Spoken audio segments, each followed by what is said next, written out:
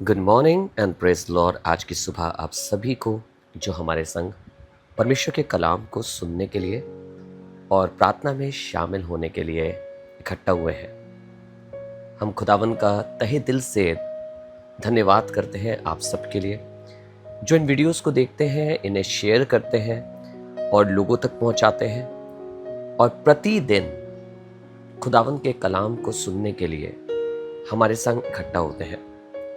आज का वचन नीति वचन उसका 26 बाब और उसकी 14वीं आयत है। प्रोवर्ब्स चैप्टर 26 एंड वर्स 14 कुछ ऐसे कैसे लिखा है, जैसे किवाड़ अपनी चूल पर घूमता है वैसे ही आलसी अपनी खाट पर करवटे लेता है। As the door turneth upon his hinges, so doth the slothful upon his bed. एक आलसी व्यक्ति बिल्कुल अपने पलंग पर, यह खुदा का कलाम बता रहा है, ऐसे झूलता है जैसे एक दरवाजा अपनी चुल पर,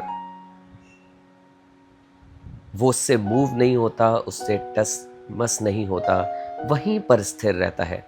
ऐसे ही खुदावन का कलाम एक ऐसे व्यक्ति के विषय में बता रहा है जो आलसी है कि वो अपने बिस्तर पर इसी तरीके से झूलता रहता है। आलसपन हमारी जिंदगी को खत्म कर देता है, मिटा देता है। हमें खुदावंत की तरफ देखना है, उसके कलाम की तरफ देखना है, उससे सीखना है कि खुदावंत का कलाम हमें और आपको क्या सिखाना चाहता है। कहीं कोई ऐसा कार्य तो नहीं है जो हमारी जिंदगी में रह गया है और आलस के कारण हमने करा नहीं है। कोई ऐसी चीज तो नहीं है जो हमारी जिंदगी में रह गई है और हमने आलस के कारण करी नहीं है। कोई ऐसी बात ध्यान देने की मुझे और आपको आवश्यकता है। आलसपन बड़े नुकसान का कारण होता है। मुझे और आपको यह पता होना चाहिए कि हमारा कार्य क्या है, हमें क्या कार्य करना है। जब प्रति भोर हम उठें तो हमारे दिमाग में लक्ष्य होना चाहिए, हमारे मन में एक लक्ष्य होना चाहिए। हमें परमेश्वर से पूछना चाहिए कौन सा ऐसा कार्य जो आप चाहते हैं जो मैं करूं, किस चीज में मैं आगे बढ़ूं। हमें अपने टारगेट्स बनाने की जरूरत है, अन्यथा जैसे ये आयत कहती है हमारा और आपका जीवन बिल्कुल वैसे ही हो जाएगा। कई बार हम लक्ष्यहीन होते हैं, हमारे पास लक्ष्य नहीं होता, हमारे पास कोई गंतव्य नहीं होता। Sometimes there is no aim or object for us. We don't have anything to focus upon. But let us read the word of God today. Let us try to understand it and say, Lord, I don't want to be a slothful person. Rather, I want to be a person who has a goal.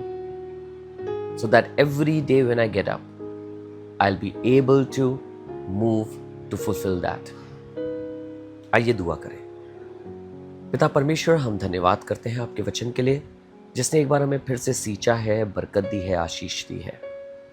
आपने हमें फिर से दिखाया है और सिखाया है कि आलसपन कैसे हमारे जीवनों को नष्ट करता है।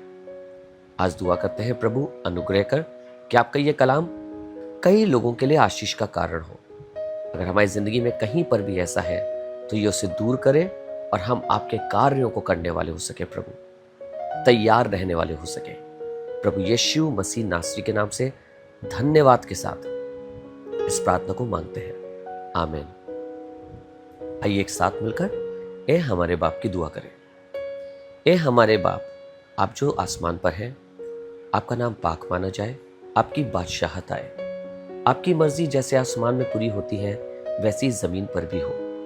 हमारी रोज की रोटी आज हमें बख्श दीजिए। जिस तरह हम अपने कसूरवारों को माफ करते हैं, हमारे कसूरों को भी माफ कर। हमें आजमाइश में ना पड़ने दे, परंतु बुराई से बचा, क्योंकि बादशाहत, कुदरत और जलाल हमेशा तेरा है, आमीन। खुदावंद आपको आशीष दे। Thank you for joining with us once again. हमारे साथ जुड़ने के लिए आपका बहुत धन्यवाद। God bless you all.